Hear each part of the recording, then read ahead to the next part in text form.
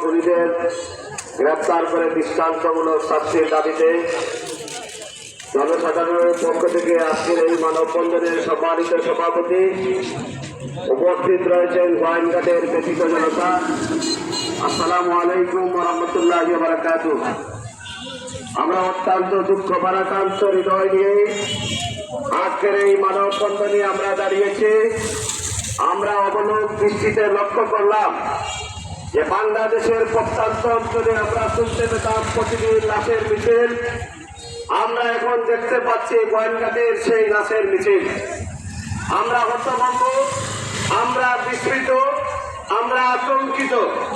গোয়েন্দাদের মাটিতে আমাদের সন্তানকে হত্যা করে আজও পর্যন্ত হত্যাকারী গ্রেপ্তার হয় না।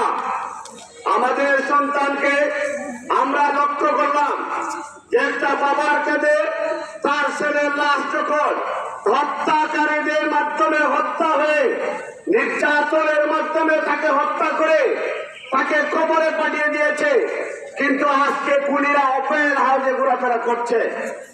আজকের এই মানববন্ধন থেকে স্পষ্ট ভাষায় বক্তব্য দিয়ে বলে দিতে চাই, আজ থেকে এখন থেকে 24 ঘন্টার ভিতরে সাহেল হত্যার সাথে জড়িতদের অবিলম্বে গ্রেপ্তার করে দৃষ্টান্তমূলক শাস্তির দাবি আমরা জানাচ্ছি।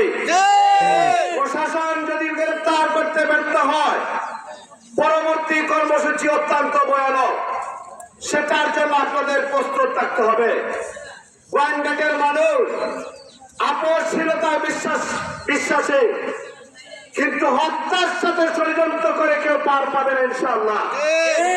আমরা নম্রতায় বিশ্বাসে, সুশৃঙ্খলতায় বিশ্বাসে, এটাকে দুর্বলতা ভাবার কোনো সুযোগ নেই, এটাকে শক্তি হিসাবে ভেবে নেবেন।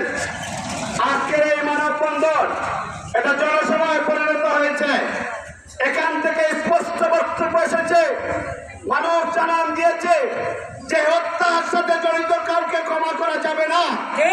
এখানে প্রশাসনের সর্বোচ্চ গুরুত্ব ভূমিকা রাখতে হবে, অন্যথায় যে পরিণতি গোয়েন্দাদের সৃষ্টি হবে প্রশাসনকে জানিয়ে দিতে চাই, সম্পূর্ণ দায় দায়িত্ব আপনাদেরকেই বহন করতে হবে।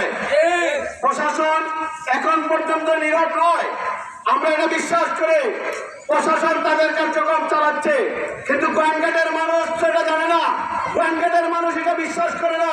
গোয়েন্দাদের মানুষ বিশ্বাস করবে সাহেল হত্যার সাথে যে সমস্ত নিরপেক্ষ খুনিরা জড়িত রয়েছে তাদেরকে গ্রেফতার করে আপনারা প্রমাণ করুন যে আমরা প্রশাসন নীরব নই, আমরা সাহেল হত্যার বিচার করতে আমরা বদ্ধপরিকর।